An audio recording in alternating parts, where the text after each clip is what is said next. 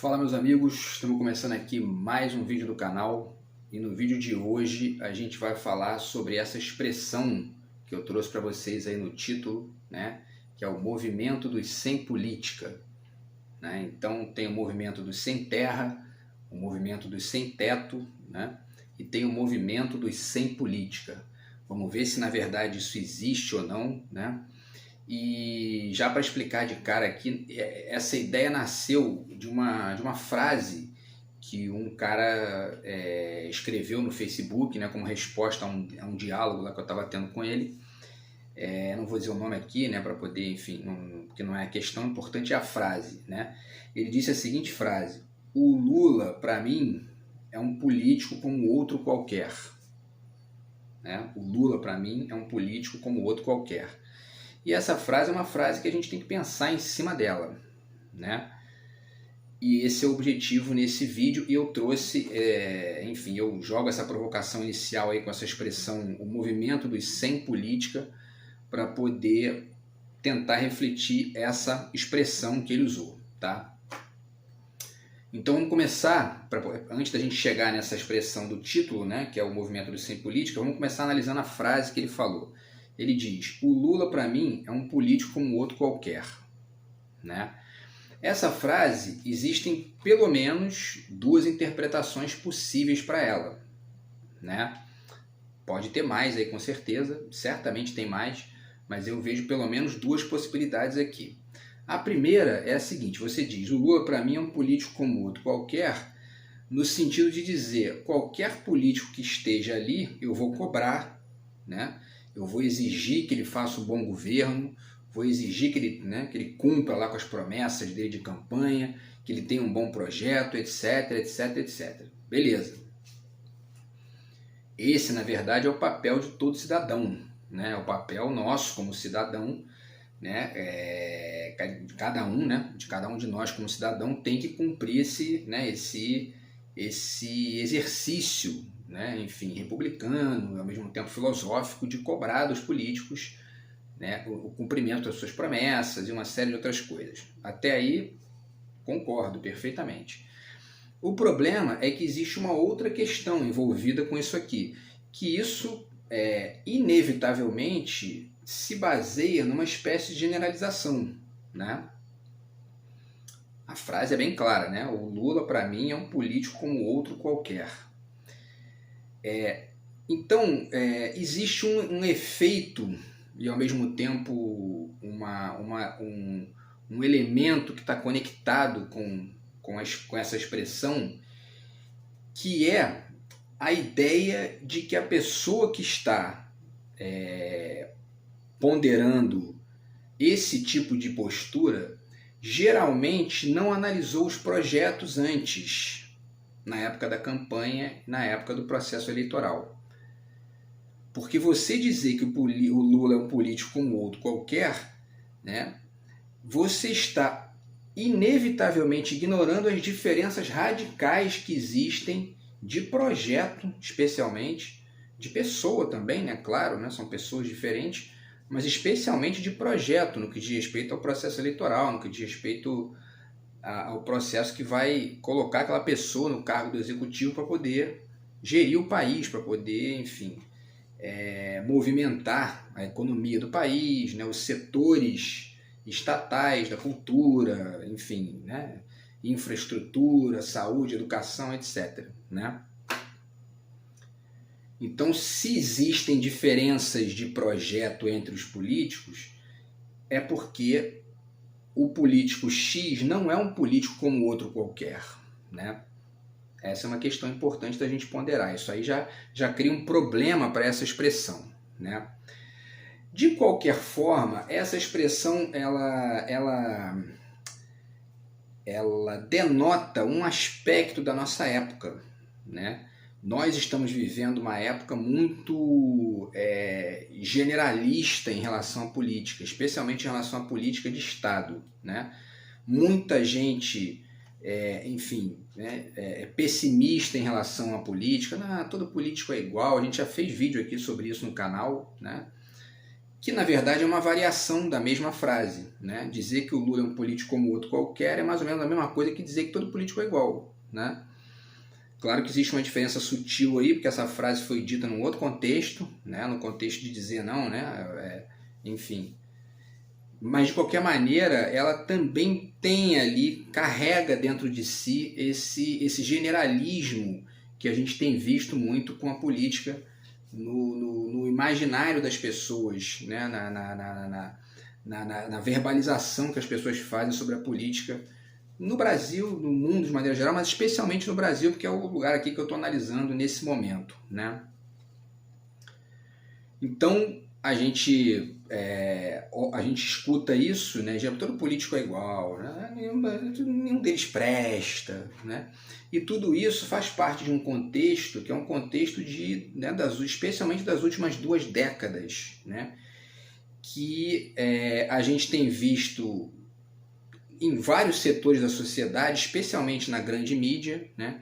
Que é por onde as pessoas mais se informam, essa é a grande questão, é essa generalização, né?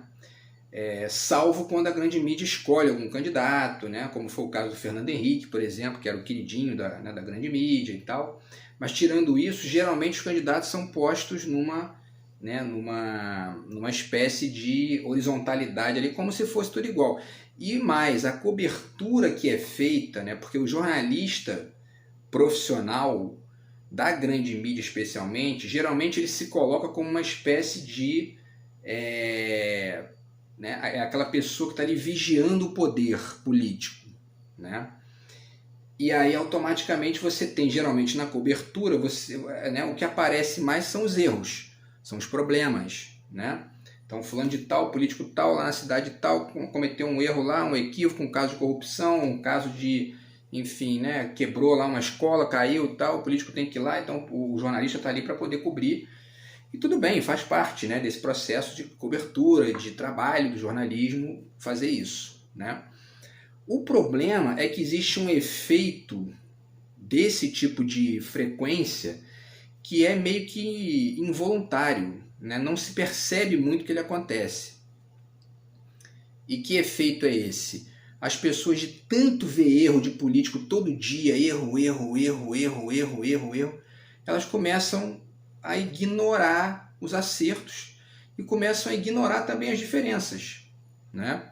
E você escuta, né, as maiores bobagens, as maiores barbaridades de algumas pessoas, né? Enfim, de não, porque, né, o Estado não presta, sempre funciona mal. Por quê? Porque aquela pessoa ali, ela vai ser atendida no hospital público do bairro dela, e aí ela é mal atendida, né? Às vezes, ou nem tanto, mas vamos dizer, né, que ela seja mal atendida, e ela fica com uma impressão ruim, porque marcou um exame, demora meses para fazer um certo exame ali, e ela generaliza. Não, o Estado inteiro funciona mal, né? Como se, né, a Petrobras não funcionasse muito bem nas últimas décadas, como se a Eletrobras não funcionasse muito bem, como se não houvesse, né, enfim, o Inmetro não funcionasse bem, como, enfim, uma série de, né, estou falando do Inmetro aqui, mas, enfim, existem, né, a Embraer, por exemplo, né, sempre funcionou muito bem no Brasil, enfim, né, a quantidade de empresas públicas que funcionam bem, que geram serviços. A própria Vale do Rio Doce, que foi privatizada pelo Fernando Henrique, ela nunca tinha sofrido um acidente, nunca tinha passado, né, por um acidente, né, da proporção que foram esses, né, de Mariana e Brumadinho quando ela foi privatizada. Funcionava muito bem, funcionava, né, de maneira muito, né, muito eficiente. Então, quer dizer, o brasileiro tem uma certa tendência a criticar o Estado que deriva, de certa forma, existem outros elementos disso aí, evidente, porque existe realmente uma classe política, né, muito corrupta, muito incompetente em grande nível, que é a direita brasileira, né? A gente olha aí, os políticos de direita são eleitos e não fazem o que tem que fazer, né? Sucateiam as coisas para vender depois, e nesse processo de sucateamento, as pessoas vão convivendo com isso, né? O transporte público vai sendo sucateado, né? Não é tudo porco, tudo mal feito, Daqui a pouco chega alguém e diz, tá vendo? Não funciona, tem que vender.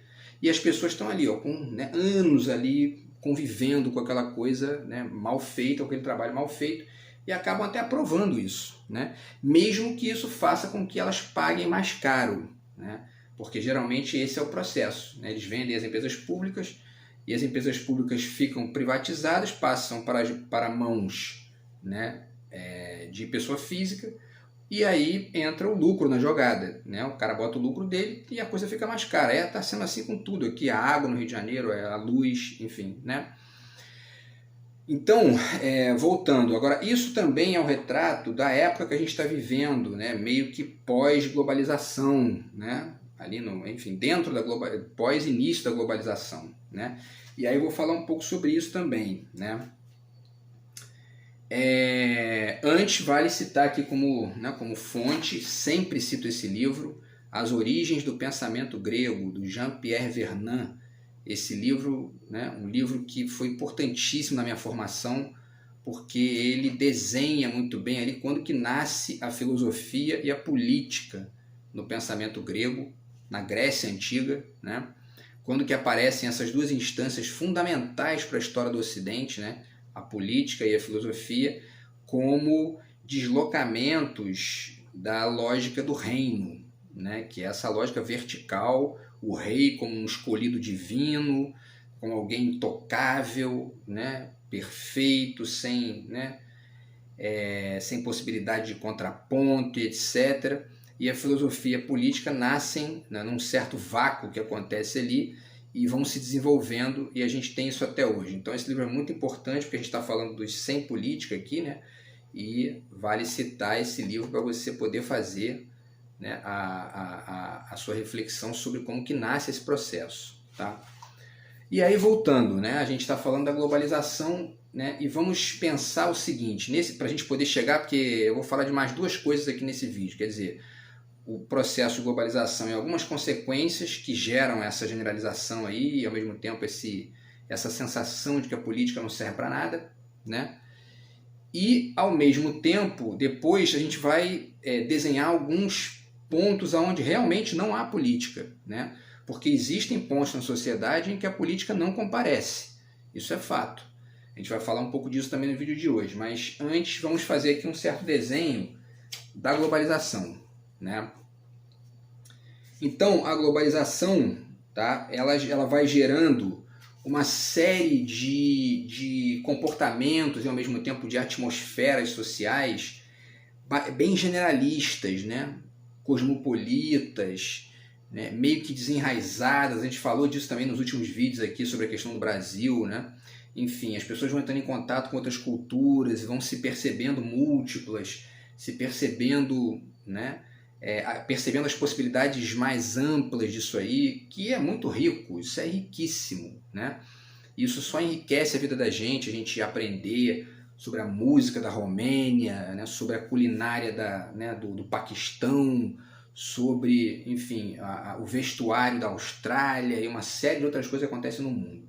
O problema é que esse tipo de perspectiva ele gera um certo efeito também a médio e longo prazo. Você começa a meio que se desenraizar mesmo do seu próprio lugar.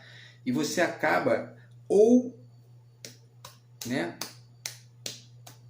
não dando a mínima, né, para o que está acontecendo no seu entorno, ou ignorando mesmo por uma questão de falta de percepção, né? Você não consegue mais enxergar ali, né, o desenho político do seu entorno, porque você está muito entornado, né, está muito mergulhado, né, nessa lógica cosmopolita, né, enfim, dessas culturas mais, mais gerais.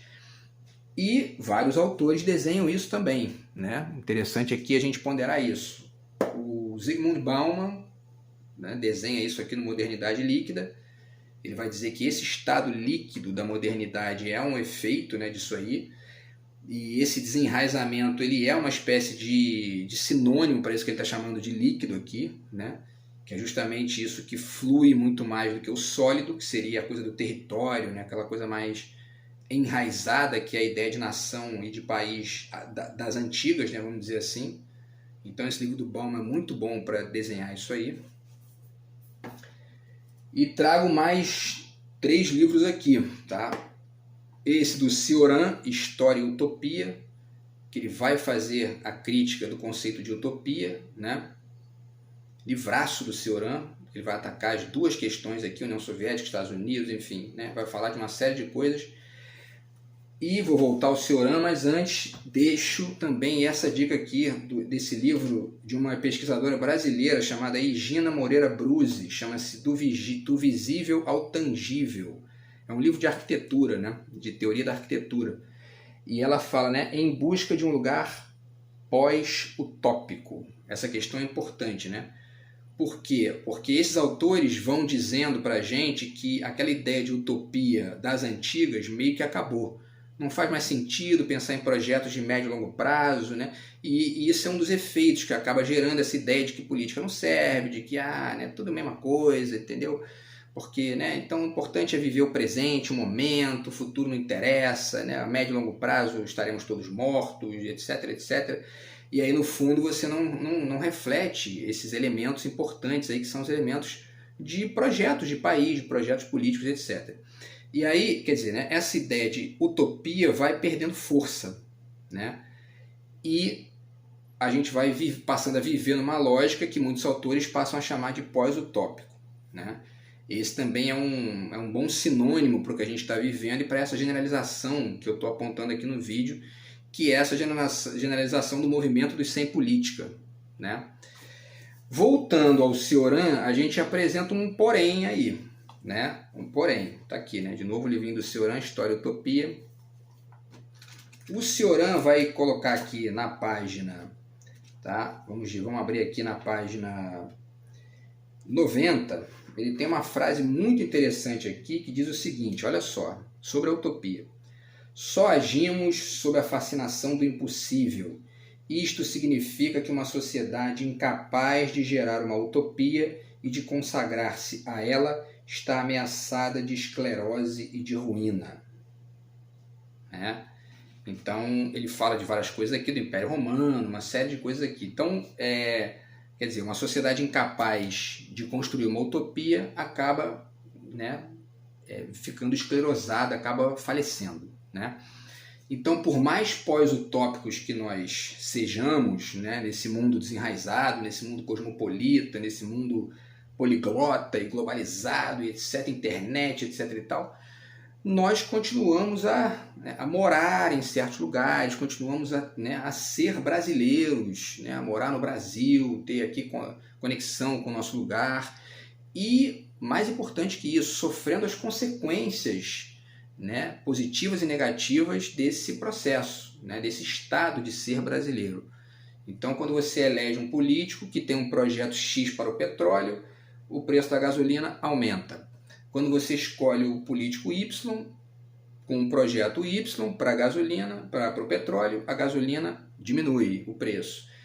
São diferenças que você está ali vivenciando no seu dia a dia, mesmo que você não tenha carro, né? Porque isso se reflete no preço dos alimentos no mercado, porque os caminhões que levam os alimentos para o mercado são movidos a diesel e o diesel vem do petróleo, vem da Petrobras, vem enfim, né? Então, quer dizer, né, essas questões inevitavelmente estão ali na vida de todo mundo, né? Não tem como fugir disso, né? Vamos então falar aqui de um último autor antes de passar para aquela questão dos sem política, né? Quer dizer, né, daqueles momentos em que não há política. O último autor é o Agamben, né? Ele está aqui, esse livro Meio Sem Fim, é um grande livro do Giorgio Agamben também, e ele vai discutir uma série de questões aqui, dentre elas a ideia de que todos os povos são ciganos, porque ele está estendendo, né, o conceito de povo a um limite ali, né, que é exatamente essa mesma ideia da modernidade líquida, né, é exatamente essa mesma ideia do pós-utópico, é o que aparece aqui nessa formulação do Agamben de que todos os povos são ciganos, né. E isso, de certa forma, é verdade, todos os povos são ciganos. Eu defendi no meu mestrado a ideia de que todos os povos são vira-latas, né? São mestiços, né? De maneira inevitável. Porém, isso também esbarra naquela mesma questão que eu falei agora há pouco. Quer dizer, nós vivemos num lugar, nós estamos ali, né? E nós precisamos dar conta de certos elementos desse lugar, né? Da nossa vizinhança mais próxima, que são esses elementos que interferem na nossa vida de maneira inevitável, né? De qualquer forma, tem gente que não está preparada para isso, tem gente que realmente não tem interesse nisso ou meramente acaba mergulhando em outras posturas, né? Então, aonde não há política, de fato, porque existe, né? Existem de fato lugares, estados ali, atmosferas sociais onde a política não comparece. Vou dar alguns exemplos aqui, tá? Nas ditaduras, isso é muito evidente, né? Ditadura não tem política, né? Porque a política é o jogo do debate de ideias, do confronto de projetos, né? Dessa dialética aí, né? E ao mesmo tempo ali os embates enfim, né? De ideias mesmo, de projetos para o país, né? Seguir por um caminho tal ou seguir tal. Na ditadura você não tem isso, né? Ou seja, não há processo político na ditadura, né? Outro lugar onde não há política, tá? No tanto faz infantil dos ricos, por exemplo, né? Então você vira para um rico, pô, cara, só o preço da gasolina, né? Pô, chegou a R$8, eu não tô nem aí para isso. Eu sou milionário, não tô nem aí para isso. Pode ficar R$20, R$30, tô nem aí para isso, tô cagando para essa porra, entendeu? Isso é uma atitude antipolítica também, porque como se não houvesse diferença do ponto de vista social, né, o fato do preço da gasolina, né, custar R$30 e R$5, R$4, quer dizer, né?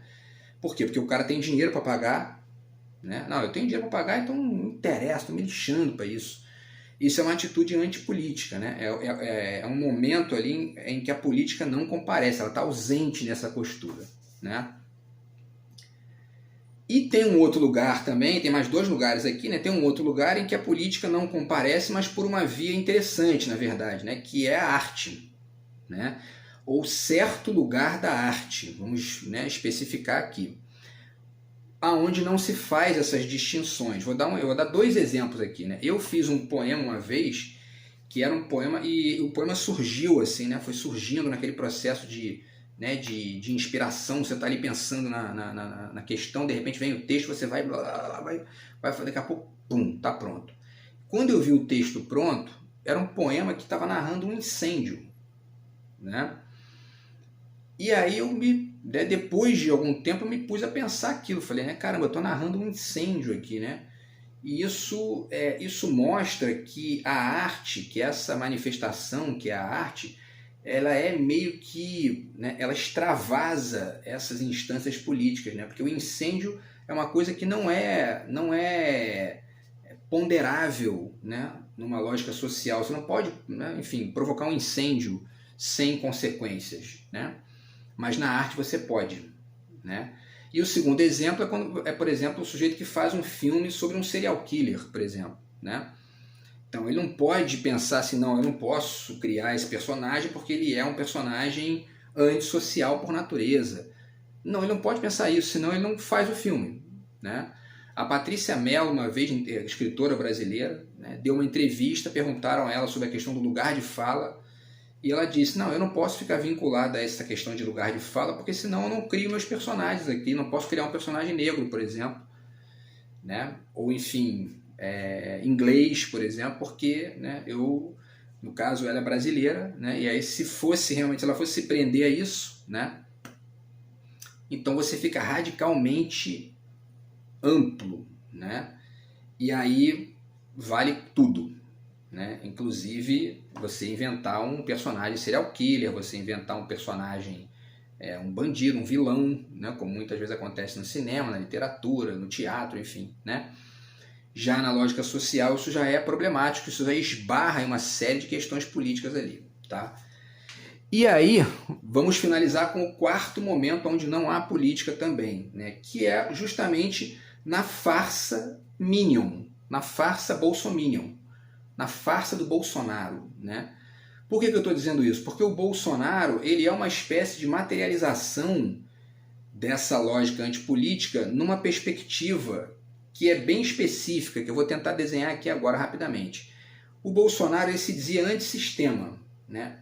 E ao mesmo tempo ele se diz, né? Ele se diz antissistema e se diz conservador, né?